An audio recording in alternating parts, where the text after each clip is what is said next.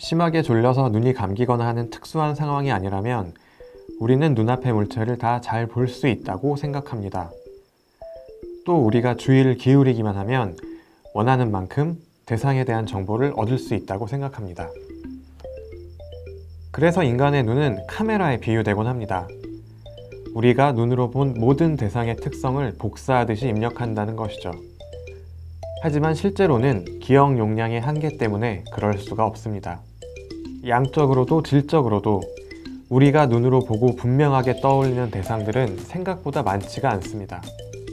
우리의 시각은 한 번에 한 가지에만 집중하도록 설계되어 있기 때문입니다. 이러한 인지 능력의 한계 때문에 우리는 경험하고도 기억하지 못하는 경우가 많습니다.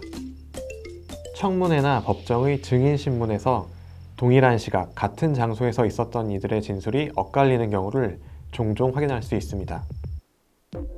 왜 이런 일이 발생할까요? 한 가지 열쇠는 우리의 눈이 아니라 뇌가 대상을 본다는 것입니다. 우리는 눈이라는 감각기관을 사용해서 대상을 본다고 생각합니다. 그러나 눈은 물체들의 정보를 접수하는 안내창구일 뿐이지 어떤 내용을 의식에 떠오르게 하는 역할을 하지는 않습니다. 인간은 세계를 어떻게 경험하는가? 이는 심리학과 철학의 오랜 문제이기도 했습니다. 이번 영상에서는 최근에 수행된 인지심리학의 한 실험을 통해 우리가 어떻게 세계를 경험하는지 확인해 보도록 하겠습니다.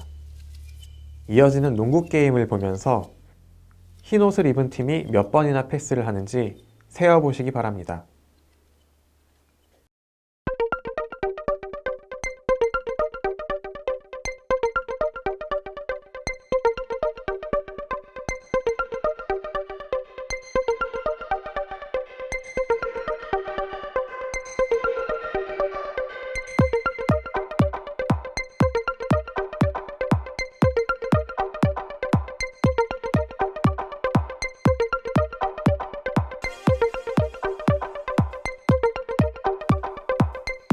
정답은 16번입니다.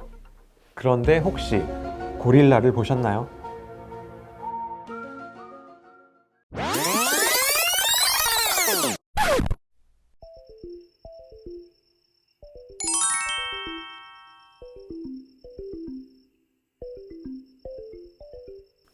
방금 보여드린 영상은 인지심리학자 크리스토퍼 차브리스와 데니얼 사이먼스가 주의를 기울인다는 것이 어떤 의미인지를 보여주기 위해 진행한 부주의맹 실험입니다.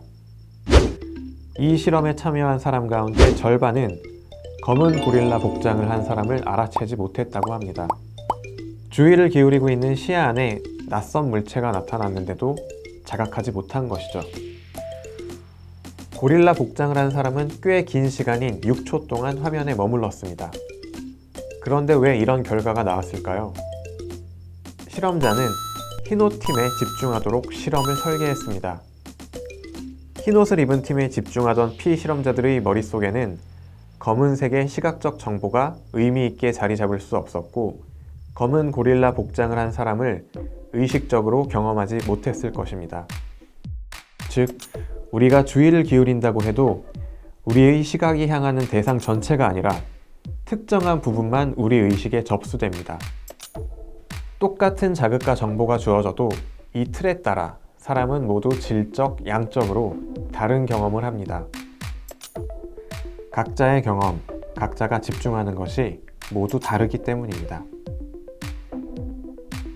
인지과학은 이렇게 우리 마음을 다각도로 실험하고 마음이라는 구체적이지 않은 실체에 분석적으로 접근합니다.